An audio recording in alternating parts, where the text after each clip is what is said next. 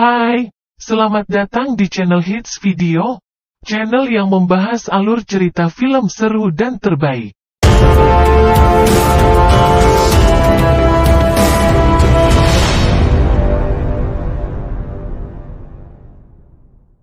Kali ini akan membahas alur cerita film berjudul Den of Thieves. Bercerita tentang sekelompok mantan tentara yang beralih profesi menjadi perampok cerdik. Oke, tidak usah berlama-lama, bagaimana alur ceritanya, mari kita saksikan sampai selesai.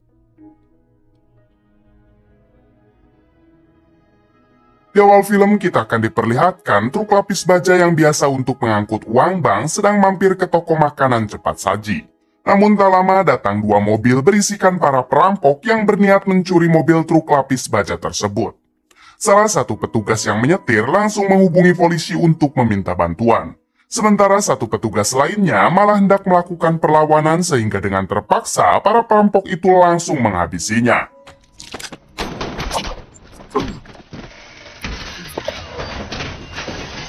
Tak lama dari itu, keadaan semakin kacau karena para polisi lokal dengan cepat datang ke sana. Baku tembak di antara mereka pun tidak bisa dihindarkan lagi.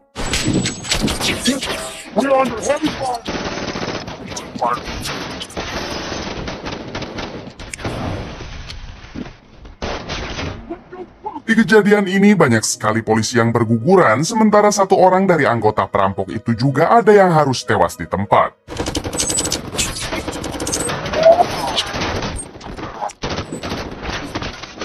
Dengan skill yang para perampok miliki, pada akhirnya mereka pun berhasil meloloskan diri. Get a 30 seconds out. Copy.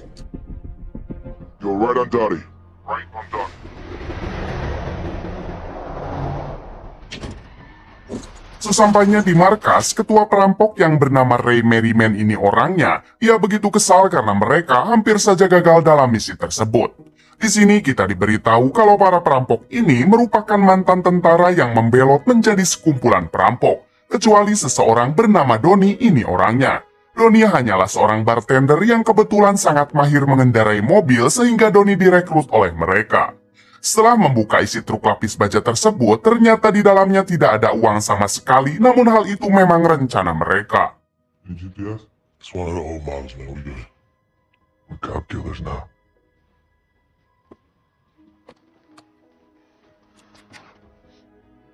Keesokan harinya, satuan elit kepolisian yang dipimpin oleh Nick ini jenggotnya, tengah menganalisa TKP kejadian semalam. Setelah melihat dan menganalisa secara seksama, Nick menyimpulkan kalau para perampok bukanlah orang sembarangan, apalagi mereka bisa dengan mudah meloloskan diri dari sergapan para polisi lokal.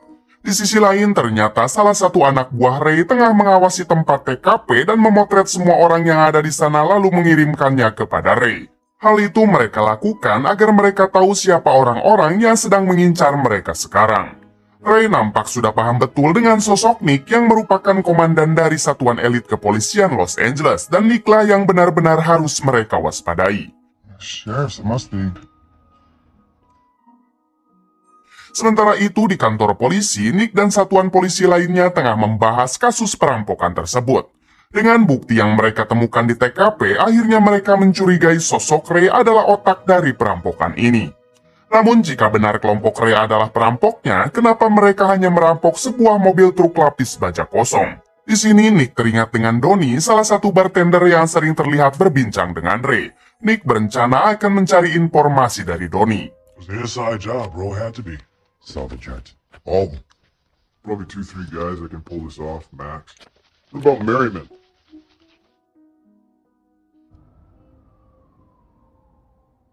Malam harinya, Nick menemui Donnie yang saat itu tengah bekerja dan mereka sempat berbincang sedikit. Well, for myself. Yeah. Hingga saat Donnie selesai bekerja dan akan pulang, tiba-tiba. Ketika Donnie tersadar, ternyata Donnie sudah berada di sebuah tempat dan di sana sudah ada Nick bersama satuan polisi elit lainnya. Donnie pun langsung ditanya mengenai keterlibatan Donnie dengan kelompok Ray. Donnie mengatakan kalau ia tidak tahu menau dengan kelompok Ray. Namun saat itu juga Donnie dihajar lalu dicekik oleh Nick. Nick mengatakan kalau ia akan menghabisi Donnie saat ini juga dan membuang mayatnya ke sungai. Donnie yang sadar kalau Nick dan teman-temannya adalah polisi brutal, ia pun akhirnya mau mengaku. Doni menjelaskan awal pertemuan dirinya dengan kelompok Ray hingga Doni direkrut menjadi supir mereka. Doni juga menceritakan aksi perampokan yang ia lakukan bersama Ray. Namun Doni bersumpah ia hanya dijadikan sebagai supir sementara otak dari segala perampokan ini adalah Ray. Nick kembali bertanya kenapa kelompok Ray mencuri truk lapis baja kosong. Doni menjawab mungkin Ray mempunyai rencana besar sebab Ray adalah orang yang sangat jenius. Mendengar hal itu, Nick mengatakan kalau ia akan membebaskan Doni dari segala tuntutan asalkan Doni mau menjadi informan para polisi.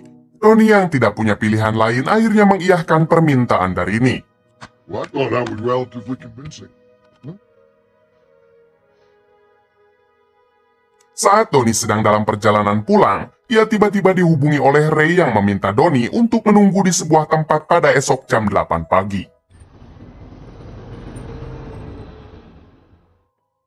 Keesokan harinya, Ray menjemput semua anak buahnya termasuk Doni. Kemudian Ray membawa mereka ke sebuah gedung. Look to your right. It's the only bank that's never been robbed. Sesampainya di gedung tersebut, Ray menjelaskan kalau misi mereka adalah merampok sebuah bank federal. Bank federal adalah induk dari semua bank yang ada di kota ini. Semua bank-bank kecil atau menengah menyimpan uangnya di bank federal. Namun tentu pengamanan di sana super ketat, bahkan selama bank federal itu berdiri sudah ada 53 aksi perampokan. Namun semua aksi tersebut gagal. Setelah itu Ray menjelaskan mengenai detail keamanan yang diterapkan di bank federal. Ia juga menjelaskan tentang seluk-beluk bagaimana bank tersebut beroperasi. Dari mulai truk lapis baja yang mengantarkan uang setoran setiap hari dari semua bank konvensional yang ada di kota ini. Setelah uang setoran itu masuk, pihak bank federal akan memisahkan antara uang pecahan baru dengan pecahan lama. Untuk uang pecahan lama akan dihapus data serial numbernya lalu dijadikan uang baru. Kemudian uang-uang pecahan lama itu dileburkan menggunakan mesin penghancur kertas lalu dibuang ke tempat sampah. Ada sekitar 30 juta dolar setiap harinya yang dihancurkan lalu diganti menjadi uang baru. Di sini rencana Ray adalah merampok uang pecahan lama sebelum uang tersebut dileburkan di mesin penghancur. Dengan begitu tidak akan ada yang mengejar mereka, bahkan pihak bank sendiri tidak akan sadar kalau mereka sedang dirampok. Sebab uang pecahan lama tidak akan dianggap ada oleh pihak bank federal. You got $30 million nobody's looking for. Later. That's why we're gonna rob it. Di sisi lain, Nick dan semua satuan elit polisi tengah mengidentifikasi semua anggota kelompok Ray satu persatu. The way I see it, that's the way all these niggas ended up working again. It's all this crimey. LeBeau specializes in explosives. Donnie was in the Marine for a year and a half. Then discharged. Bosco, Peckerwood, also Marsoc Marine. Okay, these are our guys. Keesokan harinya, Ray mulai menyiapkan peralatan apa saja yang mereka butuhkan untuk menjalankan misinya kali ini. Dimulai dengan Ray menyuruh Doni untuk melamar menjadi pengantar makanan di sebuah restoran. Karena kebetulan restoran tersebut sering mengantarkan makanan ke para karyawan di Bank Federal. Ray juga sudah mempelajari denah bank tersebut serta memberi tugas masing-masing ke anggotanya. Bahkan truk lapis baja yang kemarin mereka curi rupanya akan dipergunakan dalam misi ini. Trust me when I say it's solid. Beberapa hari kemudian, Ray mulai mengantarkan pesanan makanan ke dalam Bank Federal. Satu bungkus ia berikan kepada karyawan bank dan satu bungkusnya lagi ia simpan di ventilasi kamar mandi.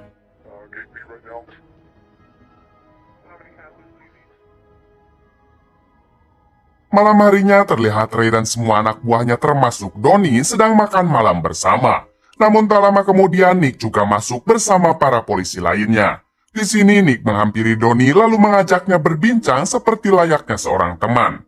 Nick juga sengaja mengompori Ray untuk memancing emosinya. Namun Ray yang menyadari akan hal tersebut, ia sama sekali tidak terpancing lalu menyuruh Nick untuk tidak mengganggu mereka.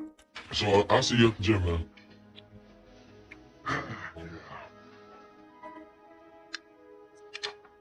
See you at the gym, Donnie. Saat pulang ke markas, sekarang Doni malah dicurigai sebagai salah satu polisi yang sedang menyamar. Hal tersebut dikarenakan Doni yang sempat berbincang dengan Nick tadi.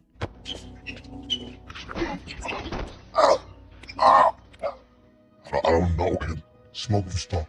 Doni yang takut kepada Ray, pada akhirnya Doni mengatakan kalau sebelumnya Nick memang pernah mendatangi Doni sebab Nick sudah menyimpan curiga kepada kelompok Ray. Doni mengatakan kalau ia hanya memberitahu tentang identitas masa lalu kelompok Ray yang merupakan seorang mantan tentara. Pada akhirnya Ray percaya kepada Doni mengingat dalam misi ini Doni berperan cukup penting. Kemudian Ray memberitahu kalau pada hari Jumat mereka akan menjalankan aksinya dimulai dari mendatangi bank kecil yang berada tidak terlalu jauh dari Bank Federal.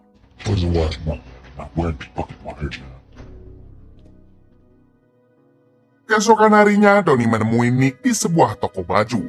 Ia mengatakan karena ulah Nick semalam, hampir saja Doni dihabisi oleh Ray. Kemudian Doni mengatakan kalau kelompok Ray akan menjalankan aksinya pada hari Jumat di sebuah bank kecil. Better wear your best. Singkat cerita, pada hari Jumat, kelompok Ray serta kelompok Nick masing-masing tengah mempersiapkan diri.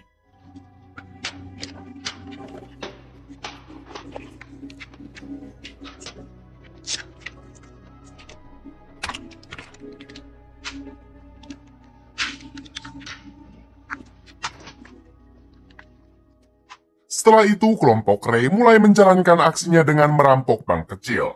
Sementara Nick dan para polisi elit lainnya tengah mengawasi bank tersebut. Ray dan semua rekannya masuk lalu menodongkan senjata kepada semua orang di sana.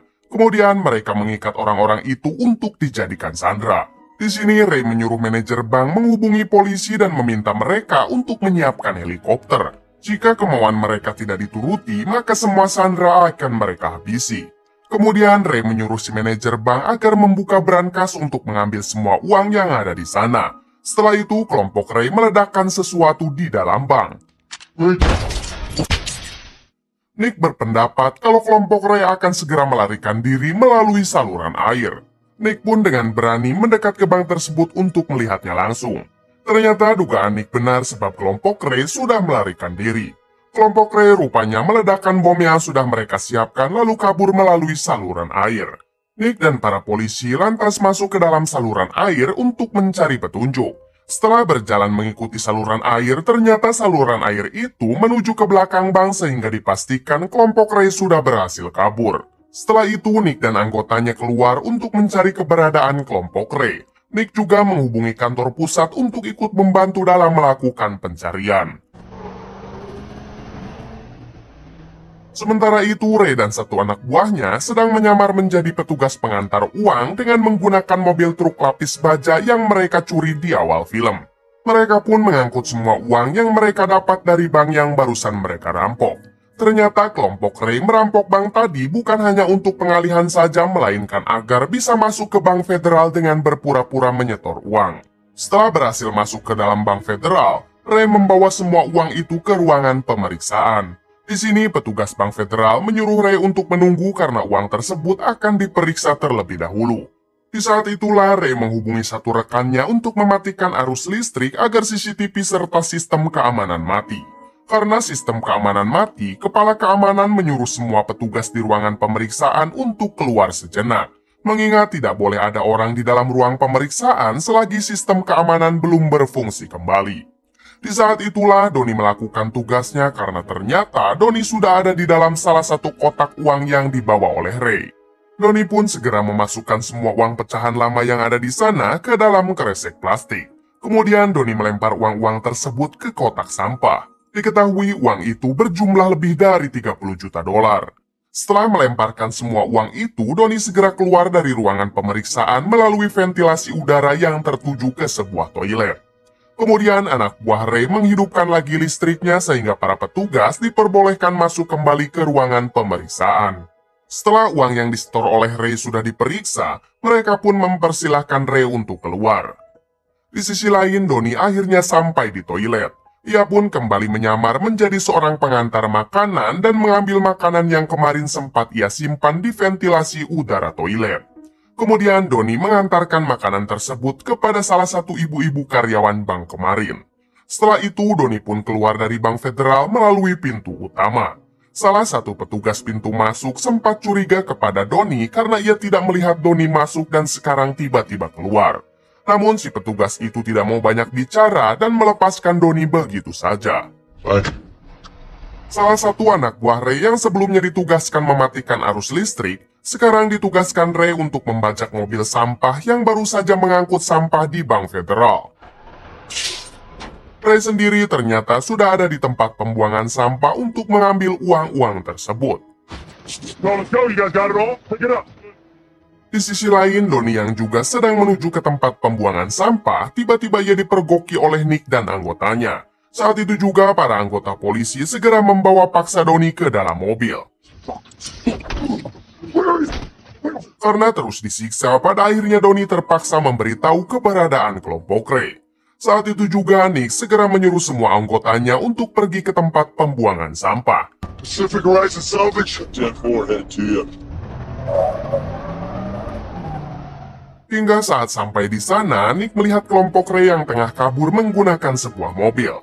Namun sayangnya kelompok Ray terjebak kemacetan sehingga mau tidak mau mereka harus melawan Nick dan anggotanya. Di balik itu, Nick juga sudah siap untuk melakukan pertempuran dan Donnie diborgol di dalam mobil agar tidak bisa kabur. Kemudian terjadilah tembak-menembak yang membuat sebagian polisi dan juga anak buah Ray tewas.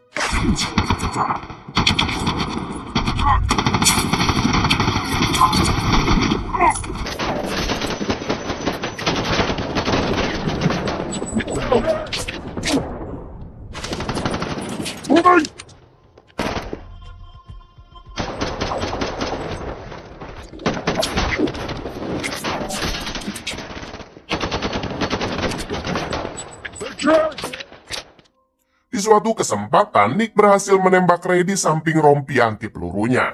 Ray yang hanya tinggal seorang diri, ia pun mencoba untuk kabur. Namun Nick terus mengejar hingga pada akhirnya Nick berhasil menghabisi Ray. Setelah menghabisi Ray, Nick kembali lagi ke mobil untuk memeriksa Donnie. Namun ternyata Donnie sudah kabur melarikan diri. Kemudian Nick dan anggotanya memeriksa mobil Ray yang ternyata hanya berisikan tumpukan sampah. Saat itu juga Nick kembali ke kantor dan memandangi foto Donnie. Nick curiga kalau Donnie lah otak dari semua perampokan ini dan Donnie hanya sedang memanfaatkan kelompok Ray. Kemudian Nick mendatangi klub tempat Donnie bekerja menjadi bartender. Namun sayangnya Donnie sudah tidak bekerja lagi di sana. Terungkap fakta kalau Donnie selama ini hanya memanfaatkan kelompok Ray serta anggota polisi. Karena ternyata otak dari semua perampokan ini adalah Donnie. Donnie selama ini bekerja sama dengan petugas keamanan di pintu masuk serta supir truk sampah. Sebelum truk sampah itu dibajak, ternyata si supir sudah mengganti mobilnya sehingga uang-uang itu bisa segera mereka amankan. Kemudian memperlihatkan Donnie dan anak buahnya yang sedang mengirim uang-uang itu ke negara Panama. Beberapa hari kemudian, Donnie terlihat menjadi lagi bartender di salah satu klub yang ada di London. Donnie menanyakan kepada salah satu pelanggan apakah si pelanggan merupakan pengusaha berlian yang ada di seberang jalan. Pelanggan itu pun mengiyakannya. Rupanya saat ini Donnie sedang merencanakan kembali perampokan di toko berlian tersebut. Dan film pun selesai. Semoga Anda terhibur dan tuliskan komentarnya tentang film ini di kolom komentar. Oke guys, terima kasih buat kalian yang telah support channel ini. Semoga kedepannya admin akan lebih baik lagi dari sebelumnya. Subscribe bila bermanfaat, like bila kamu suka, share agar menjadi amal jariah. Jangan lupa nonton film-film seru dan menarik lainnya. Terima kasih telah menonton dan sampai jumpa lagi.